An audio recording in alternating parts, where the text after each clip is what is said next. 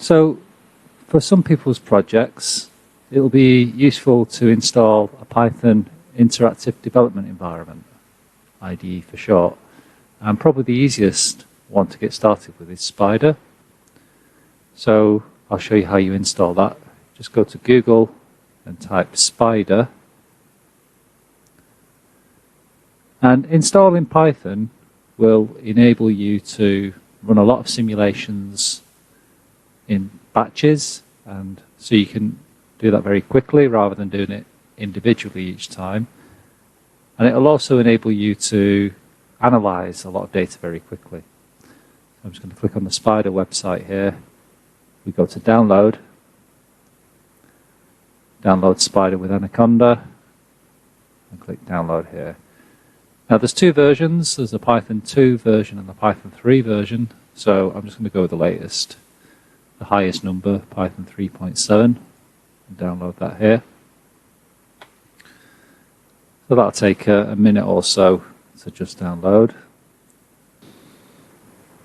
Okay, and once downloaded, we just click on the package to install it.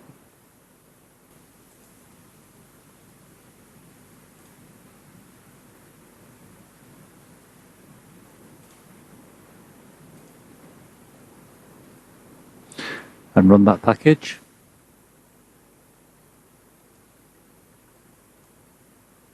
Now I'm going to install it for all users.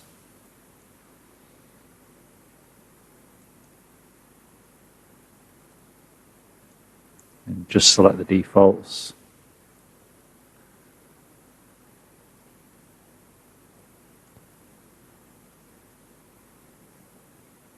Now I've come back to this and it seems to have installed, so we'll just click on next there.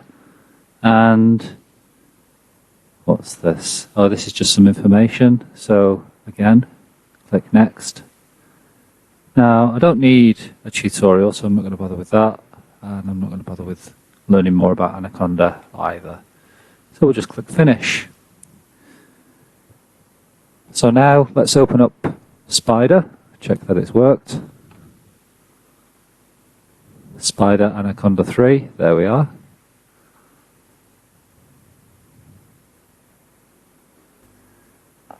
So in order to be able to read things like model data, you're going to want to install some Python packages. So we'll just type this command, it's %pip, and we type install, and we can type net cdf 4. That allows you to read the model file in the case of the single cloud model, and you see it looks like it's already installed on my version. That's because I installed it previously. We'll also probably want matplotlib in order to do some plots. Probably say the same. Other setting that we might want is to be able to do plots that are not just in the command window here. So in order to do that, we go to Tools, Preferences, and then we'll want to click on IPython Console, Graphics, and just make sure this back end is set to automatic. I think the default is that it's inline, but set it to automatic. Click OK, and now I think we're good to go.